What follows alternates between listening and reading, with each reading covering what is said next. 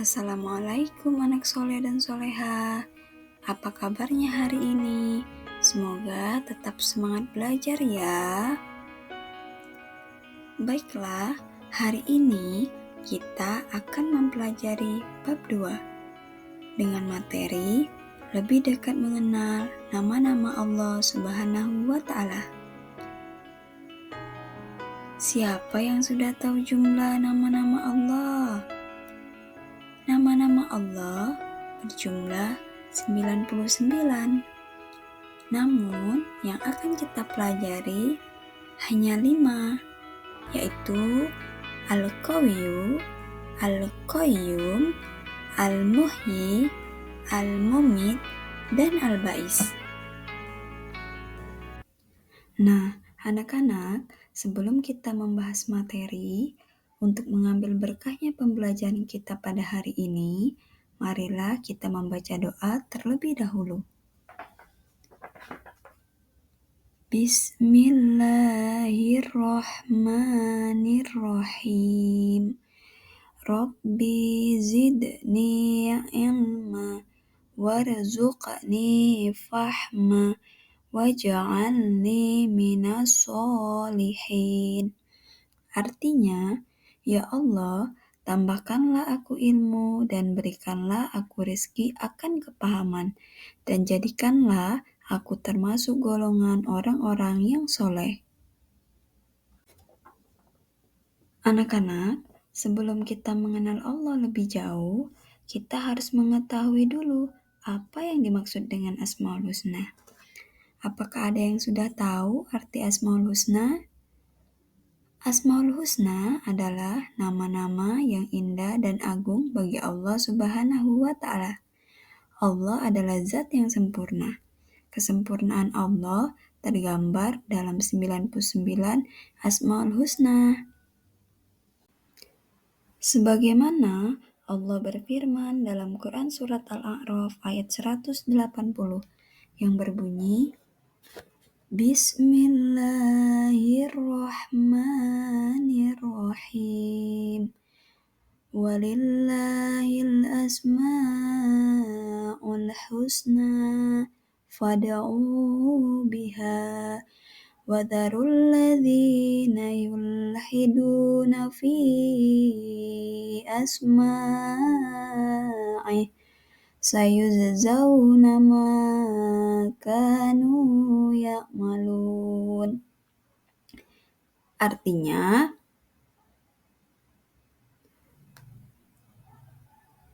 hanya milik Allah Asmaul Husna, maka bermohonlah kepadanya dengan menyebut Asmaul Husna itu, dan tinggalkanlah orang-orang yang menyimpang dari kebenaran dalam menyebut nama-namanya. Nanti mereka akan mendapat balasan terhadap apa yang telah mereka kerjakan. Quran Surat Al-A'raf ayat 180. Ayat ini mengajarkan kita agar kita selalu berdoa dan menyebut Asmaul Husna. Jadi anak-anak, kalau kita berdoa jangan lupa disertai dengan melafazkan Asmaul Husna ya. Baiklah anak-anak, kita akan masuk ke dalam materi. Asmaul Husna yang pertama yang akan kita pelajari adalah Al-Qawiyyu. Ada yang sudah tahu apa arti Al-Qawiyyu? Al-Qawiyyu artinya Allah Maha Kuat. Kekuatan Allah itu tidak terbatas dan tidak ada makhluk yang dapat menandinginya. Kita harus yakin bahwa kekuatan yang dimiliki oleh manusia itu adalah pemberian dari Allah Subhanahu wa Ta'ala. Misalnya, kita kuat untuk berjalan, kita kuat untuk melakukan aktivitas. Itu semua adalah pemberian dari Allah yang harus kita syukuri. Kemudian, bukti bahwa Allah itu Al-Qawiyyu adalah adanya alam semesta dan segala isinya, planet, serta pergantian siang dan malam. Lalu berikutnya, bagaimana cara kita meneladani Asmaul Husna Al-Qawiyyu? Cara yang pertama adalah jika kita memiliki kekuatan berupa kecukupan harta, maka bantulah yang lemah atau miskin. Cara yang kedua, tidak memamerkan dan menunjukkan kekuatan harta di hadapan orang miskin.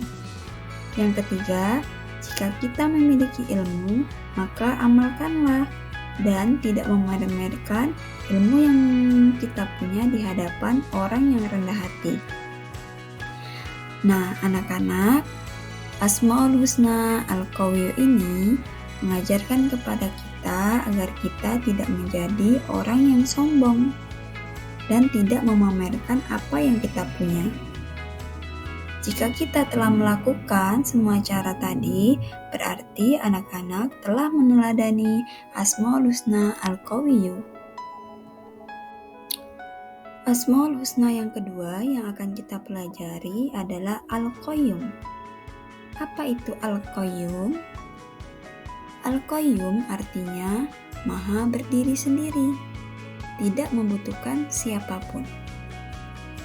Allah Subhanahu wa Ta'ala yang mengatur dan mengurus seluruh alam semesta ini tanpa bantuan siapapun. Nah, anak-anak, kira-kira bagaimana ya cara meneladani Asmaul Husna Al-Qayyum? Cara yang pertama adalah tidak menggantungkan hidup kita kepada orang lain. Misalnya, anak-anak menyuruh ibu atau bapak untuk mencuci baju anak-anak. Kemudian anak-anak menyuruh ibu atau bapak merapikan tempat tidur. Nah, itu tidak boleh ya. Kita harus bisa bersikap mandiri dan tidak bergantung kepada orang lain. Cara yang kedua yaitu semangat mandiri dalam segala situasi. Cara yang ketiga, memiliki keterampilan untuk kebutuhan diri sendiri.